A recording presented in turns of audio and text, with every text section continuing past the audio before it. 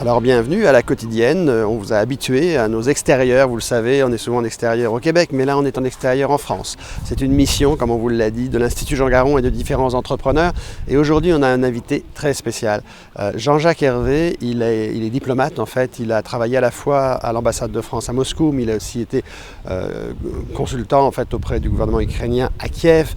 Donc il est très au courant en fait de la situation géopolitique actuelle et de tous les impacts que cela peut avoir sur l'agriculture et l'agroalimentaire dans le monde. Et c'est aujourd'hui que nous l'écoutons. Il est venu à la Rançonnière rencontrer cette mission. Bonjour de nouveau à tous, bonjour Guy, bonjour Michel. Alors voilà, bon, Jean-Marie a presque tout dit. Effectivement, je ne regrette absolument pas d'avoir commencé par être un vrai agronome. Et donc je suis parti à ce moment-là à Moscou comme conseiller agricole, où je me suis énormément plu. J'ai été élu à l'Académie d'agriculture de Russie, qui est devenue un département de l'Académie des sciences, donc j'ai l'honneur d'être un membre étranger de l'Académie des sciences de Russie, où j'ai toujours de très bons amis. Et donc j'ai trouvé, le ministère des Affaires étrangères m'a envoyé en Ukraine pour conseiller le gouvernement sur les questions agricoles au moment de la Révolution orange. C'était un moment aussi tout à fait passionnant. Donc j'ai fait ça pendant 4 ans. Puis j'ai dit au ministre que je voyais toutes les semaines. Nous parlions russe avec ce ministre, parce que je parlais plutôt russe qu'ukrainien, je comprenais l'ukrainien, mais je ne parle pas vraiment, quoi. Je fais des fautes partout et c'est affreux. Et c'était ma grande crainte quand le ministre tenait à ce que je participe aux réunions de son cabinet, ou de sa direction. Les Ukrainiens sont tous bilingues, comme vous êtes tous bilingues. Bref, je connais, assez bien la région, les deux régions, les entrepreneurs, les entreprises, et donc je crois qu'on a affaire, et on va rentrer dans le vif du sujet, à une partie du monde qui a un potentiel de production absolument exceptionnel. Que ce soit en Russie ou en Ukraine. Que ce soit en Russie ou en Ukraine. On va aller vite, juste pour avoir des images, parce qu'on est dans des paysages qui sont comme les vôtres, d'une certaine manière. Des grandes plaines. Alors voilà, donc les couleurs de l'Ukraine, juste pour les rappeler, c'est bien le blé, le colza, le tournesol et le bleu du ciel ou le bleu de la mer Noire, choisissez, c'est la guerre. Et c'est aujourd'hui, dans la population ukrainienne, des images de ce genre, c'est un divorce durable avec la Russie. Et donc aujourd'hui, la Russie a perdu l'Ukraine. Même si elle gagnait du territoire, même si par la force militaire, elle imposait qu'une frontière fût plus à l'ouest, la population lui résisterait. La Russie de Poutine a perdu l'Ukraine. Ça, c'est certain. A-t-elle perdu la guerre? Je n'en sais rien. On en parlera tout à l'heure. Alors, les terres agricoles n'ont pas été touchées, réellement. C'est par accident. La tension sur la mer Noire, c'est le blocage, par conséquent, de ces voies maritimes, qui est un blocage incomplet. La Turquie joue fin, parce que la Turquie est dans l'OTAN. Elle est dans l'OTAN.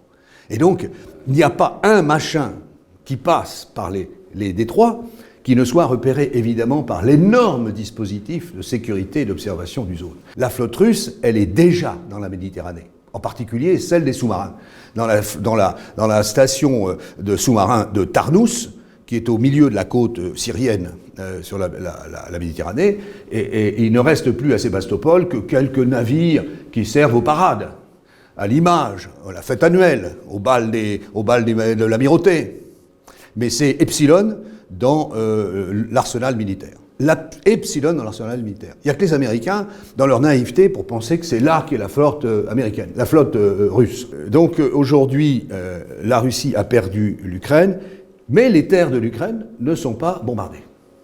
Et donc ces terres de l'Ukraine, c'est un peu comme en Russie, c'est ces énormes tchernosiums, là, c'est ces terres noires exceptionnelles, qui rappellent certaines terres noires de chez vous, hein, plus au Canada qu'au Québec, qui sont des terres d'une fertilité exceptionnelle, qui résistent à tout. Elles ont résisté au matériel agricole soviétique, qui ressemble plus au char d'assaut, vous savez, qu'au matériel agricole. Et ces terres, elles sont réparties au sud de cet immense continent. Vous voyez, donc l'Ukraine, c'est là, l'Ukraine est là, comme ça, sur les terres rouges, et elle l'a mieux dotée au monde en terre noire. Alors ces sols sont formidables, les dachas, voilà. Donc maintenant on a une nouvelle image de toutes ces terres. Ça c'est pris en Ukraine. L'image elle peut se suffire à elle-même.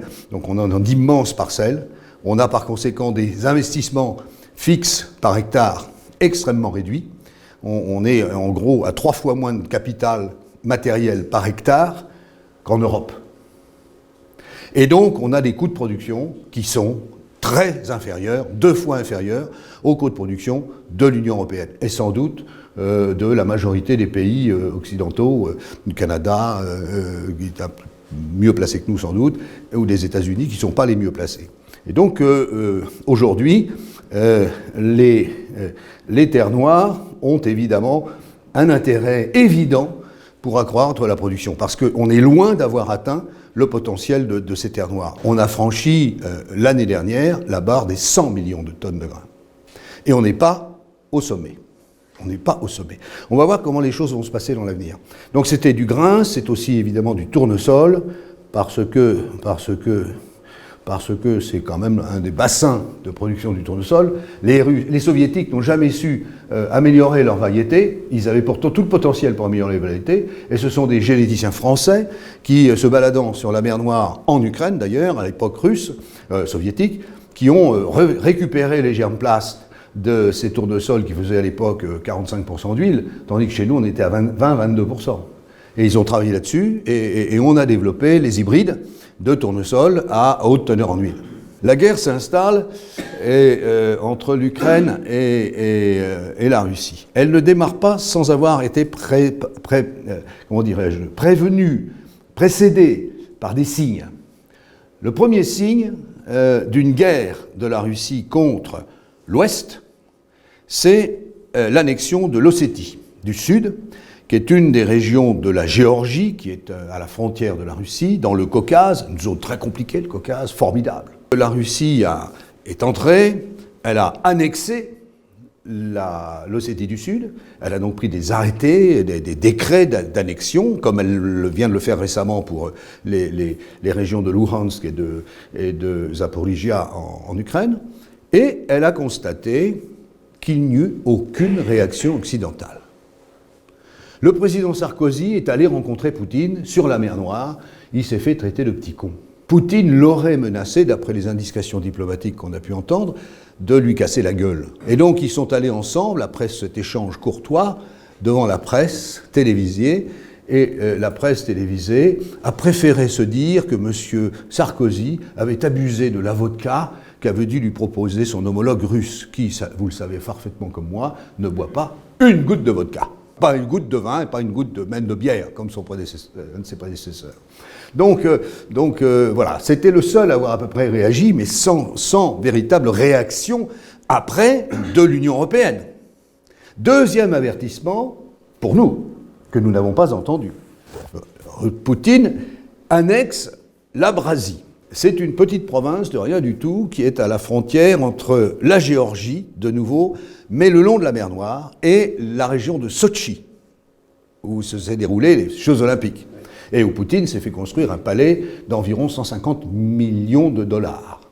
Là, pareil, invasion, ça faisait extrêmement longtemps que ces deux petites régions se bouffaient le nez. Et donc là, il a commencé à s'échauffer lorsque le président de l'Ukraine, Yanukovych, arrivé au pouvoir dans des conditions un peu difficiles, a décidé, dans un volte-face totalement inattendu, finalement, de ne pas signer le projet d'accord d'association entre l'Ukraine et l'Union européenne, en 2014. Il a changé d'avis, la veille de la signature. Et il a refusé de signer. La jeunesse ukrainienne est immédiatement descendue dans la rue. Et donc la jeunesse est descendue dans la rue, la jeunesse a exigé la signature de cet accord d'association, pas tant parce qu'elle avait envie d'être membre de l'Union européenne, je ne crois pas qu'elle ait exigé ça. Elle est exigée de se séparer d'un président dont la corruption atteignait des sommets. Et donc la jeunesse était absolument contre Yanukovych. Et donc Yanukovych, poussé par Poutine, a déclenché une guerre civile d'une certaine manière. Même si elle était centrée sur quelques villes, c'était un phénomène social épouvantable. Et dans ce contexte, Poutine a attaqué la Crimée en 2014, donc pratiquement moins d'un an après les événements de Maïdan. Et là, il a annexé la Crimée. Les Ukrainiens n'avaient pas fait mieux en Crimée que les Russes. C'est-à-dire que les Ukrainiens ont acheté des villas, des propriétés, ils ont exproprié le peu de Tatars qui avaient réussi à s'installer après avoir été autorisés à revenir dans leur terre natale, d'où ils avaient été chassés par Staline dans les années 20 et 30. Et les Russes, ils avaient aussi construit toutes sortes de choses. Revenons à notre situation. Donc nous sommes dans cette situation maintenant. Après cela, voilà, vous connaissez l'actualité, les combats se sont installés. Poutine a déclaré en février de cette année la guerre, l'opération spéciale en Ukraine. Il a engagé des forces militaires, il a mobilisé les mercenaires du groupe Wagner, dont un membre qui a quitté la Russie et demandé l'asile en politique en France très récemment, vient de déclarer que, selon lui, la Russie ne peut pas gagner la guerre en Ukraine. Ne peut pas gagner la guerre en Ukraine parce que le moral des forces russes est au plus bas, parce que les forces russes se rendent compte que cette opération spéciale, c'est pas une opération de maintien de l'ordre dans un pays en désordre, c'est une opération de guerre, de conquête territoriale, avec des morts et avec des comportements criminels avérés. Et ça commence à porter ses fruits dans la population russe.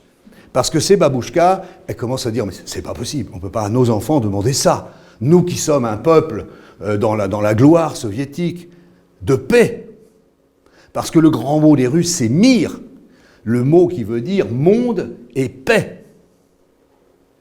Et donc, ça commence à faire chanceler l'opinion basique de la Russie. Mais les gens sont extrêmement dociles, extrêmement craintifs, parce que quand même c'est 10 ans de tôle si on utilise le mot de guerre au lieu du mot opération spéciale. Revenons à notre structure agricole, à nos sujets agricoles. L'Ukraine et la Russie sont donc structurellement exportateurs. Et pourquoi je dis la Russie devenue exportatrice?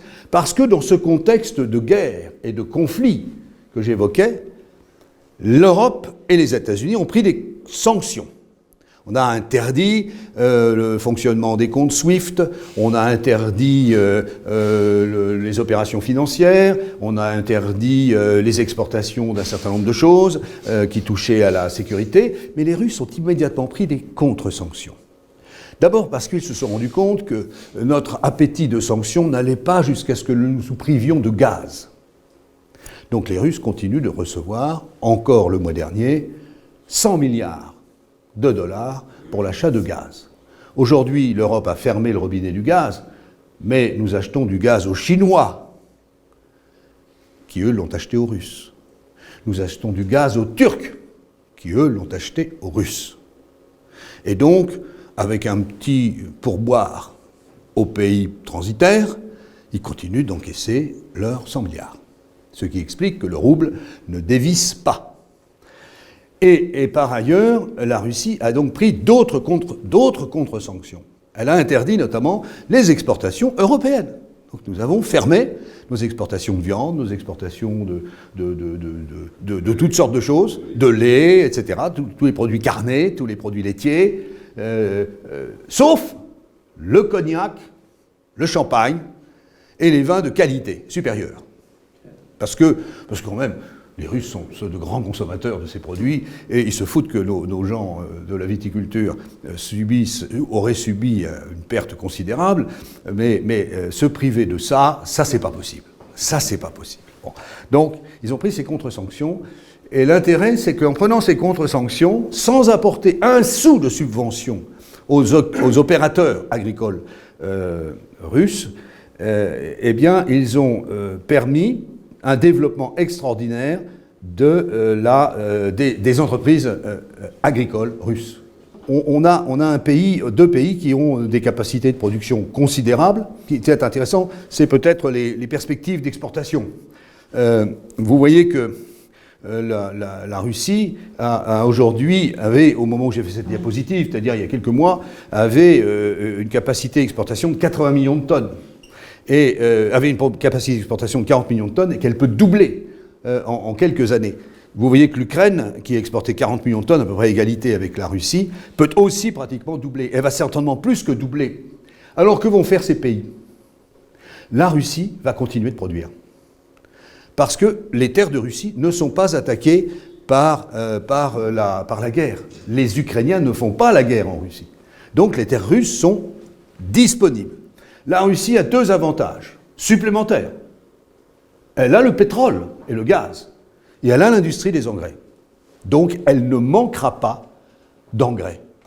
Elle importe la plupart de ses produits de sécurité sanitaire, principalement à l'Inde, qui n'a pas l'intention de perdre le marché de la Russie. Avant 2014, l'Ukraine, c'était environ 38 millions, 39, 40 millions d'habitants pour faire plaisir aux Ukrainiens, mais maintenant, c'est sans doute moins de 30 millions, peut-être 25 millions. Et surtout, ce sont des jeunes qui sont partis, c'est-à-dire les forces vives. Et il reste, ça vous a frappé sûrement dans les images que l'on voit sur nos écrans de télévision, dans ces villages sous la tutelle russe, ce sont des babouchkas, ce sont des pauvres femmes, ce sont des gens qui ont une retraite de 40 $ par mois et qui ne sont pas payés, qui n'ont plus de chauffage, qui n'ont pas de voiture, qui ne peuvent pas partir. Et donc c'est cette population résiduelle. Donc celle-là, elle ne va pas contribuer à créer de la valeur ajoutée dans le pays. Elle va représenter une charge pour le pays. Et donc le pays est dans une phase de réduction considérable de sa capacité à créer de la valeur. Donc le PIB de l'Ukraine va très vraisemblablement dégringoler, même si les productions agricoles peuvent rester voisines, mais je vais vous montrer comment. MHP, c'est le patron de la volaille, aujourd'hui, il est richissime. Parce que l'Europe, dans sa grande sagesse et parfois son aveuglement, a ouvert ses portes aux productions ukrainiennes, notamment de volailles, sans droit. Alors il était déjà hyper compétitif parce que, en gros, il a appliqué à ses coûts de production le ratio volume de céréales, volume de volailles, 1,4, 1,5, 1,6 dans les mauvais cas. C'est-à-dire qu'il a les productions de céréales à $100, il a la production de poulet à $160, et il exporte en Europe sans droit. Donc il est en dessous des prix européens. Et la Banque européenne, la BERD, qui n'est plus tout à fait européenne, la BEI, qui est vraiment européenne, et quelques autres banques qui cofinancent MHP, sont extrêmement contentes du résultat. 12 000 vaches laitières en production, principal producteur de lait du pays. Et puis comme ça, il y en a un certain nombre. En Russie, je vous ai montré tout à l'heure Miratorg et puis quelques autres. Et là aussi, le plus grand complexe, ça doit être pas loin d'1 million d'hectares, répartis en plusieurs combines. Donc on a de très grandes structures. Les petites structures, elles existent. Mais il y a quelques structures en Ukraine et en Russie qui font 300, 400, 500 hectares. Mais elles sont condamnées, à mon avis, à disparaître. Elles se sont formées dans les années qui ont immédiatement suivi l'effondrement de l'URSS, en 1991, lorsque la loi, imposée là aussi par les négociations internationales, a mis la privatisation de l'agriculture au premier rang des obligations économiques et politiques. Et comment on a fait pour l'agriculture en Ukraine comme en Russie? On a attribué le droit foncier, la propriété foncière, au collectif des anciennes fermes collectives. Et on a donné à chaque membre de ce collectif une superficie au prorata dans une administration extrêmement compliquée. Nous, Français, qui sommes des administrateurs très compliqués, on peut comprendre. En gros, la superficie des fermes a été divisée par le nombre d'ayants droit. En gros, une part foncière, c'est entre 4 et 10 hectares. Puis, en s'associant avec la belle-mère, avec sa maîtresse, avec tout ce qu'on peut imaginer dans des vies compliquées, on peut arriver comme ça à 30, 40 hectares. Alors, pour le capital hors foncier, ça a été pareil. On a divisé le capital hors foncier par le nombre d'ouvriers. Et alors là, ça a été la foire d'empoigne. Il y en a un tel, toi, t'es plus chauffeur que moi, tu connais en mécanique, je prends un tracteur. Et donc, on a vu ainsi se constituer des groupes de taille moyenne. En Ukraine, ça fait à peu près 10 000 entreprises, ça, sur les 40 000 identifiés actuellement. Et il n'y aura pas d'autres entrepreneurs pour le moment. Il n'y en aura pas d'autres. Parce qu'il faut une mentalité, il faut une culture, il faut l'envie, il faut se sentir prêt à devenir patron d'une entreprise agricole. Et ça, il faut quelque chose d'autre qu'un savoir basique d'ouvrier agricole. Il faut avoir envie d'être maître de soi. Et donc je pense que le nombre de petites entreprises ne peut pas s'accroître. Et pourquoi il ne s'est pas accru, ça m'a toujours un peu turlupiné, eh bien, tout simplement parce que quand le matériel en état a été partagé, il n'y avait plus rien à partager. Que des matériels en mine. Et par conséquent, plus de moyens de recréer des petites entreprises. Parce qu'il aurait fallu alors qu'il y eût des crédits pour permettre le financement de matériel et que ces crédits permettent d'être remboursés par la vente des produits. Or, ce qui a caractérisé la libéralisation de l'agriculture russe, et on reviendra tout à l'heure sur la différence avec l'agriculture ukrainienne, c'est que précisément les démarches occidentales ont sorti l'agriculture russe de l'économie de marché où elles étaient censées l'inscrire. Elles les ont sorties pourquoi ? Parce que Gaïdar, Premier ministre de Yeltsin et Premier ministre de Russie, avait comme objectif de nourrir le peuple russe. Nourrir. À l'époque où il n'y avait pas assez de blé pour faire le pain de tout le monde. Il a fallu importer. Et donc Gaïdar, il a encouragé les importateurs. Et les importateurs, ils ont fait ce qu'ils ont pu pour commercialiser. Ils allaient au port, ils ramenaient du grain, ils ramenaient de la viande, etc. Et ils étaient parfois des anciens chefs des combinats, comme on dit, qui étaient les abattoirs, les charcuteries industrielles. Et donc, ils ont commencé à faire fonctionner. Et puis est arrivée la crise de 98, crise financière de 98, 7 ans après l'indépendance. Crise financière qui a ratatiné le rouble, qui a divisé par 4 en une semaine. Et qui donc a fermé tous les flux d'importation parce qu'il n'y avait plus moyen de faire fonctionner le remboursement. L'économie, c'était pas compliqué. Les gens pompaient dans les roubles qu'ils avaient reçus, qui étaient souvent des roubles papier, pour acheter de quoi se nourrir. Ça tournait à peu près avec la valeur du rouble avant la crise asiatique. Après, il leur manquait 3 fois ce qu'il leur aurait fallu. Et donc à ce moment-là, les importateurs russes, qui donc aussi avaient perdu complètement leur chiffre d'affaires, ont compris qu'ils avaient une révolution à faire. Et les exportateurs occidentaux ont compris qu'ils devaient faire quelque chose. Sinon, ils perdaient tout aussi. Donc les importateurs russes ont remis en marche la production agricole russe, et notamment la production de viande, et en premier la production de volaille. Parce qu'en un mois, on part d'un œuf, et on a un poulet. Et pour faire un poulet d'1 kilo, il faut 1,4 kg de grains ou 1,6 kg de grains. Et donc ils ont compris que pour avoir le grain, il fallait prendre les exploitations agricoles. Et ils ont passé un accord avec le gouvernement. On oublie les dettes faramineuses de toutes ces exploitations agricoles qui ne payaient plus le fonds social, le fonds de pension, les taxes foncières et tout le bazar. On oublie ces dettes et nous, on démarre, soutenus par les exportateurs occidentaux de technologie. Donc les grands exportateurs de technologie, les industries animales sont venus, ils ont investi, ils ont fait crédit, ils ont trituré dans tous les sens les qualités de manager des importateurs, devenus producteurs, et ils ont préfinancé par du crédit. En Ukraine, les choses sont un peu différentes, parce que l'Ukraine est un pays assez différent de la Russie, pour 2 raisons principales. L'une, très historique, et que l'Ukraine n'est pas un pays de servage. Les Ukrainiens ont profondément réagi contre ça. Ils ont perdu, ils se sont fait dominer, mais c'est resté dans les têtes. Shevchenko, le grand poète ukrainien, est issu du servage. Il porte les valeurs de la libération du servage. Et c'est un message historique, politique, social, extrêmement puissant, extrêmement profondément inscrit dans l'âme de chacun des Ukrainiens, quel que soit le support matériel de l'âme en question. Et donc c'est quelque chose d'extrêmement important à comprendre. L'Ukraine est restée un pays d'agriculture libre. Et tout l'ouest de l'Ukraine, qui était austro-hongrois, avait échappé aussi au servage. Et donc il y a des traditions très fortes de PME agricoles, d'entreprises familiales, petites, moyennes.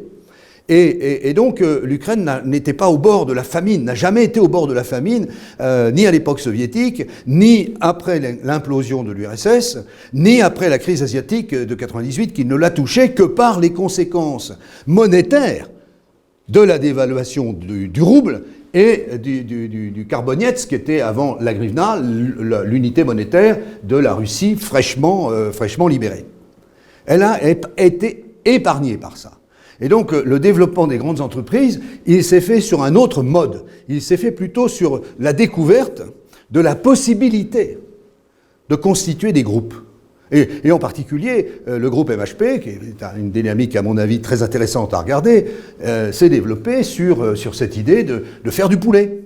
En tout état de cause, on a aujourd'hui en Ukraine moins de 10 000 entreprises agricoles, sur 40 millions d'hectares de terre. Et on a environ une vingtaine de groupes qui ont plus de 50 000 hectares. Et moi, je regrette amèrement que les Français n'aient pas compris qu'il fallait aller voir ces gens-là. Il fallait aller voir ces gens-là. Qu'est-ce qui va se passer ? Eh bien, on va abandonner les images. Ce qui va se passer, l'Ukraine peut toucher dans ses terres, va faire moins de céréales. Parce que les céréales, c'est lourd, parce qu'il faut sortir par la mer Noire, c'est pas facile, il faut négocier, c'est cher. Les Européens ne se sont pas vraiment remués pour donner au canal, aux sillons ferroviaires pour lesquels j'ai publié une tribune dans Le Monde il n'y a pas très longtemps, au mois de juin. Les Ukrainiens se disent, bon, on ne va pas réussir à exporter les 20, 30 millions de tonnes, 40 millions de tonnes de céréales qu'on aurait à exporter. Donc on va faire moins. On va faire plus d'huile, de colza, de tournesol pour ne pas arriver à être trop près des frontières agronomiques, de rotation sur le tournesol en particulier. Et donc, on est en train de travailler sur 2 projets. Le premier, c'est d'utiliser les pipes qui ne transportent plus de gaz russe pour transporter de l'huile végétale. Et on va transporter cette huile végétale au travers de la Pologne, de l'Allemagne, vers les zones industrielles qui pourraient utiliser ces huiles pour fabriquer des carburants de type diesel, ou vers les ports, d'où on les chargera pour les exporter dans les pays où on en a besoin. Évidemment, nous, on va pâtir, parce qu'on était très contents d'acheter le maïs ukrainien, donc il y en aura moins. Et puis, sur les céréales, on va essayer de réduire là aussi notre dépendance au flux logistique de transport des céréales comme tel, et donc on va construire de grandes unités de méthanisation de cette matière première organique. Et comme on l'a déjà fait sur des grands élevages porcins, qui se caractérisent par le fait qu'ils sont autonomes en matières premières pour nourrir leur porc, c'est-à-dire qu'ils ont une base céréalière suffisante, et par ailleurs, ils avaient déjà installé dans leurs grandes unités de porc, je ne sais pas, 40 000 truies minimum, et tout ce qui va derrière, les unités de traitement des déjections animales, avec la matière organique, sans laquelle, matière organique carbonée, dans laquelle on ne peut pas faire de gaz. Et donc on va utiliser une partie des pipes, celle qui ne sera pas utilisée pour l'huile, pour transporter du méthane. C'est-à-dire un gaz que l'Europe s'apprête à acheter par méthanier entier à l'Amérique, mais avec sans doute un prix inférieur à celui de l'Amérique. Et donc nous avons devant nous, nous les Européens, les enjeux très clairs.